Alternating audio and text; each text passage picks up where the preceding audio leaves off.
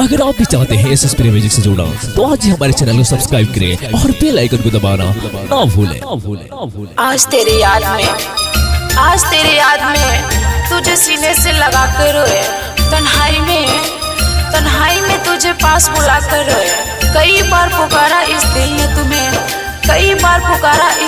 तुम्हें, और हर बार तुम्हें पाकर रोए, हाँ पाकर रोए।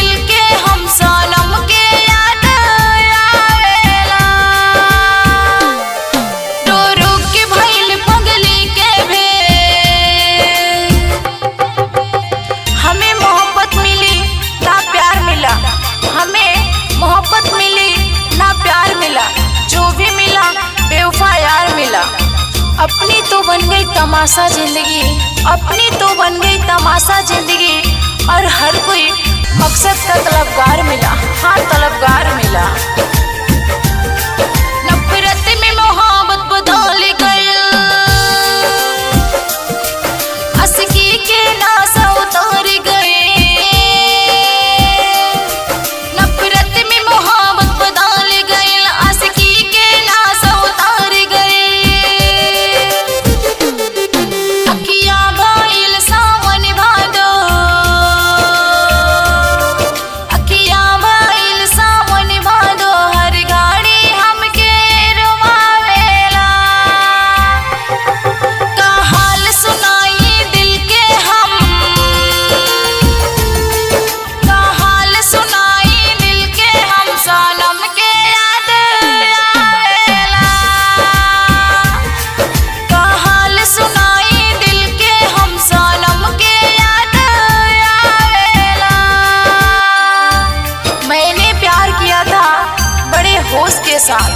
मैंने प्यार किया था बड़े जोश के साथ, लेकिन आप प्यार करेंगे बड़े सोच के साथ, क्योंकि कल देखा था मैंने उसको किसी और के साथ, हाँ किसी और के साथ।